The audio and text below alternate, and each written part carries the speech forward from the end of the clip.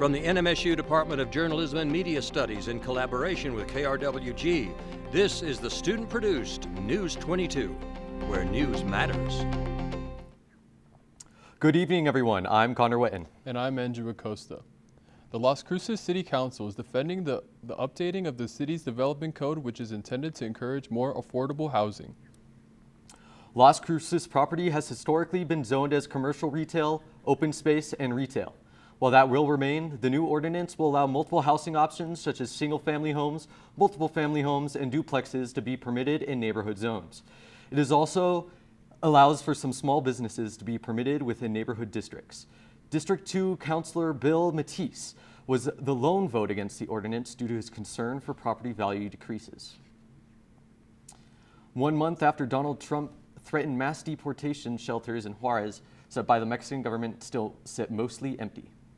The scenes here in the border highlight Trump's promise to launch the largest deportation operation in U.S. history, which targeted an estimated 11 million undocumented persons. Deportations from the U.S. have fallen since Trump's first 10 days of Trump's administration. The New Mexico House of Representatives has moved ahead with an extensive enhancement of criminal laws. The bill reforms the process for determining competency trial and treatment. It will also provide more penalties for trafficking fentanyl and repeat automobile theft. It criminalizes possession of Glock switches, which convert semi-automatic weapons into automatic ones. The bill also amends DUI laws and clarifies the consequences for people who refuse blood tests. The bill now goes into the New Mexico State Senate. Raven is next with a look at our weather. Thank you so much. My name is Raven. We're going to take a look at the current conditions right now with the camera.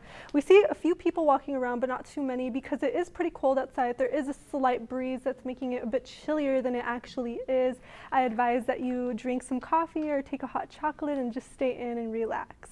But let's take a look at our current conditions right now. So our skies right now are partly cloudy with 57 degrees. We have some winds coming from the southeast at 12 miles per hour, a humidity of 19%, our dew point at 15 degrees, and a barometer at 30.11 inches. Today, our high was at 61 degrees, 50 as the average, and 32 for our low. We had a record high in 1999 of 80 degrees and 19 degrees in 1978. We had zero precipitation today. However, for the yearly rainfall, it was at 0.05 inches. That's all I have for right now. Let's check back with Andrew and Connor.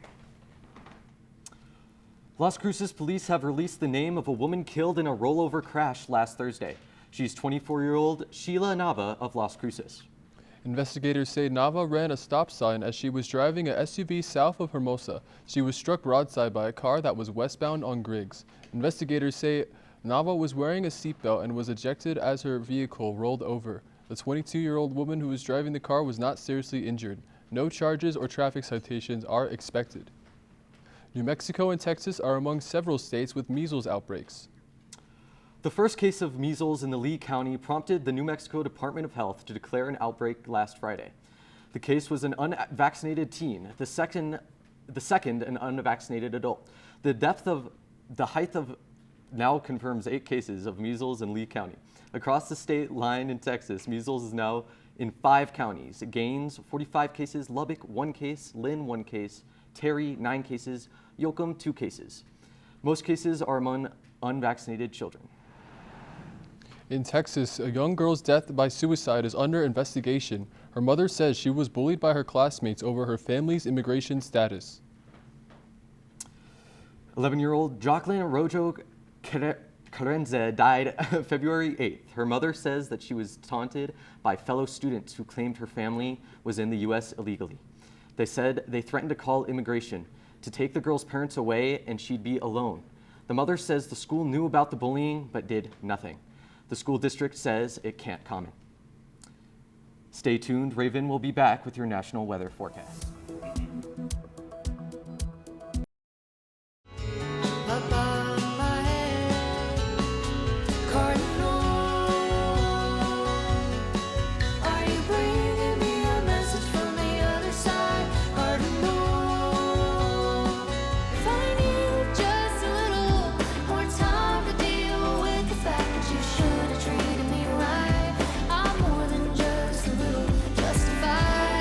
Saturday at 9 p.m. on KRWG Public Media. This here is not the church. The church is the people. This ain't nothing but brick and mortar. Those are the churches out there. Send the Messiah! Send that! Send him till I die. I am on the battlefield for my Lord. Friday at 9:30 p.m. on KRWG. Welcome back. You're watching News 22 Thursday, where news matters. The odds of an asteroid hitting the Earth in 7 years have increased again. Astronomers say the threat posed by the 2024 YR4 asteroid now exceeds Apophis asteroid. YR4 still has a 97% chance of missing Earth, but the 3.1% chance it will hit the Earth is the highest risk ever recorded. Thankfully, YR4 is smaller than the infamous Apophis. YR4 is about 130 to 300 feet, which would cause far less damage if it were to strike Earth. Raven is next with the National Weather Forecast. Yes, thank you. Okay, so we're going to take a look first in our area where we see El Paso over here with 64 degrees. We're going to go all the way over here to San Francisco and Los Angeles. They're seeing 60s and 70s as well as sunny skies. But if you look here at Salt Lake and Denver, they are seeing lower temperatures and snowfall. Now we go over here into New York, Boston, Buffalo, and they are seeing a lot of snow happening as well as lower temperatures. And of course, there's still that 1 digit up over here in the northern Rocky area. Now let's check at my next map. We're going to be looking at the wind speeds. You could see the wind all over here in the northern area. For the northeast with New York, they're facing winds from 40 miles to at least 17. So it is really windy over there. But of course, as you see through Texas, Arizona, some parts of California, New Mexico, and some other states, they are looking at some winds as well. Into my next map, we're going to be looking more into it. We're going to see cold and hot fronts going from Canada down to Mexico. And of course, it's going to be causing all of those windy temperatures. The more you look over here with the snowfall in the northeast, of course, it's going to be cooler and more windier. That's all I have right now, but do not go anywhere because I will be back with your local forecast.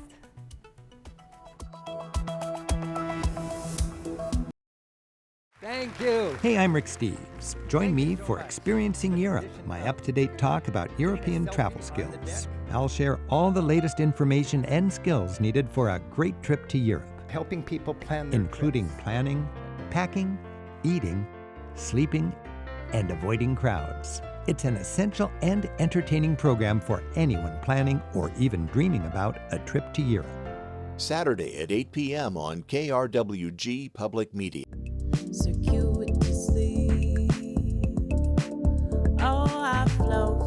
The last decade fusing elements of both the city, the border, and now the cosmos into your sound. Can you expand on that description? The music that I perform is music that I like to do. It's music that I like to listen to. So it's a mix of electronica, hip hop, funk, jazz, soul. But I'm showing cracks early in the game.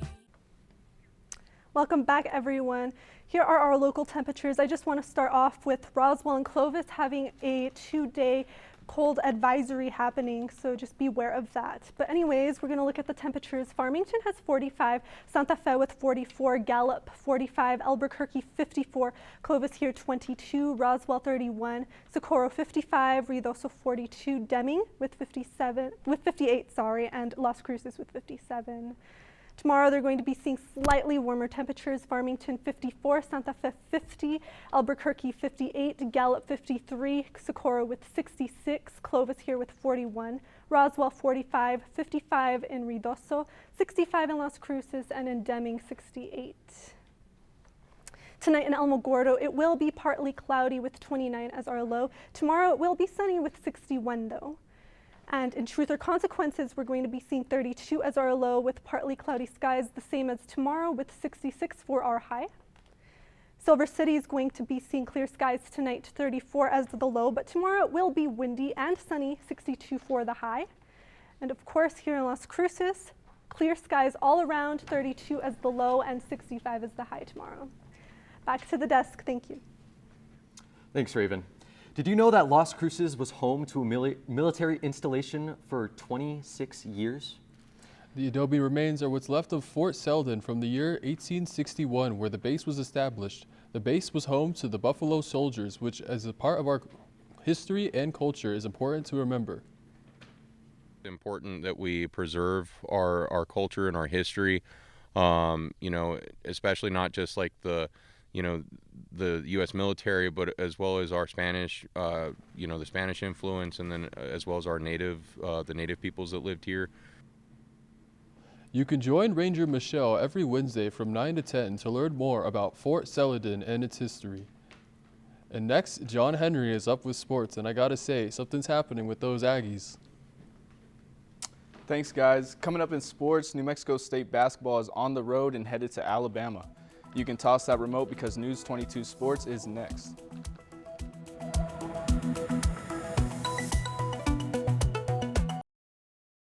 On Masterpiece. Christmas dinner. I won't be long. Very mysterious. There's so few toys in the shops at the moment. They'd be happy with an orange on a stick. I think we can do a bit better than that. Got a special project for you. Might prove vital, and you can manage it. Yes, sir. I'm afraid there's some bad news. Can't be certain of anything yet. All Creatures Great and Small. The season finale on Masterpiece. Sunday at 8 p.m. on KRWG-Public Media. On Pool the Midwife. I work for this money like I work for this life. When I could take it all. I'm calling to say May's mother has had a change of circumstance. When did you last go to Alcoholics Anonymous? Too long ago. Thursday at 9:30 p.m. on KRWG-Public Media. This is KRWG-TV News 22 Sports. For the win! He got it! Welcome back. I'm John Henry, and let's talk sports. The New Mexico State men's basketball team will head southeast to face off against Conference USA's frontrunner Jacksonville State. After capturing the program's 20th win under Coach Jason Hooten in dominant fashion against FIU, the Aggies will look to build on their momentum tonight against the Gamecocks. The Aggies have played their best basketball on the road during conference play, holding a 3-2 record on the road and a 3-4 record at home, while also shooting a higher percentage on the road. This game is currently streaming on ESPN+. The New Mexico State women's basketball looks to carry their momentum as they play host to Jacksonville State tonight. Coming off a 10-point victory to FIU, the Aggies will look to carry that spirit to tonight's game, seeking a series split with the Gamecocks. Their last matchup was a nail-biter with Fanta Gassama and Molly Kaiser balling out, and both teams trading buckets till a late-game turnover from the Aggies and a final free throw would seal the deal, leading in an Aggie loss. Aggie baseball returns to the Diamond to take on Western Illinois in a 3-game series this weekend. After a back-and-forth opening weekend, the Aggies return to Presley Askew Field tomorrow night. The Aggies certainly aren't no one-hit wonder, amassing 46 hits and scoring a total of 31 runs on their last time out, with Sheehan O'Connor notably earning Conference USA Hitter of the Week in an impressive trio of games to open up the season. The Aggies look to continue their success this weekend. The New Mexico State men's tennis will return to action in the 61st Annual HEB Tournament of Champions. After a week off, the Aggies are set to return to the court this weekend in Corpus Christi, setting it off against a familiar foe, UT Arlington, tomorrow night, and then having a quick turnaround to face off against Louisiana Saturday at 8 a.m. to close out their weekend on the Gulf Coast. And that's all for sports tonight. Join us for more sports action tomorrow. Still ahead on News 22, Raven will be back to take a look at your 5-day weather forecast. It's the annual Movies for Grown-Ups Awards with AAR. Two funny women? I'm not entirely sure the public are going to wear that. Me and your mum had a lovely little chat. You're meant to be the girl next door. That's a lie. She's gone off script. Oh my God. This story is mine, and no one is going to tell it but me. Sunday at 9:30 p.m. on KRWG-Public Media. KRWG-TV's Public File is available at 2915 McPhee Circle in Milton Hall, Room 117, on the campus of New Mexico State University. Regular business hours are from 8 a.m. to 12 p.m. and 1 to 5 p.m. weekdays. You can also view the file online at publicfiles.fcc.gov. All right, now let's take a look at our 5-day weather forecast. We're going to have sunny skies all around. The more we transition into the next week, we're going to be progressing into warmer temperatures. As you can see, Monday and Tuesday are going to be in the 80 degrees and 40s as the low. Tomorrow it will be 65 for our high, 31 as the low, and the weekend will be spending time in the 70s. And that's all I've got. And that's all for News 22 Thursday. Thank you everyone for joining us tonight. Tune in tomorrow night for more news. I'm Connor Wetton. And I'm Andrew Acosta. And from the whole News 22 team, Connor, Raven, John Henry, and myself, have a good night. But don't go anywhere because Emilia Abaronza is next with Noticias 22 in Español.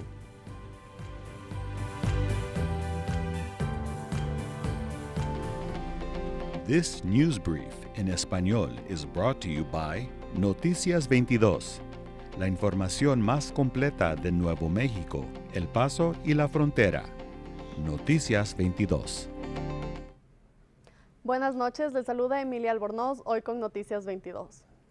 Un mes después de que Donald Trump amenazara con deportaciones masivas, los refugios en Ciudad Juárez establecidos por el gobierno se encuentran casi vacíos.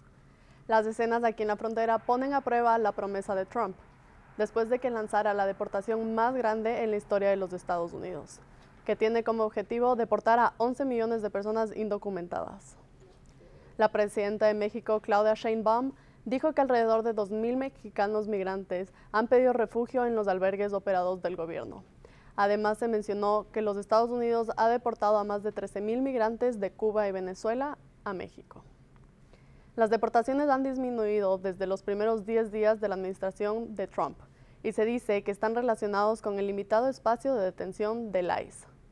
El zar de la frontera, Tom Homan, expresó su preocupación e intención de hacer más. El Departamento de Policía de las Cruces identificó a la mujer que falleció la semana pasada tras un accidente de tránsito. El accidente se produjo en la intersección de la calle Avenida Griggs y la calle Hermosa, después de que se saltara una señal de alto. De acuerdo con la investigación de la policía, la víctima de 24 años ha sido identificada como Sheila Nava y falleció al ser impactada y expulsada mientras conducía un vehículo Chevrolet Trailblazer y no llevara puesto su cinturón de seguridad. La conductora del auto que la impactó no ha resultado herida y ni siquiera tiene nada de gravedad. No se espera que se presenten cargos en su contra ni citaciones en este tráfico de accidente. Esto ha sido todo por mi parte la noche de hoy. Buenas noches y un buen fin de semana.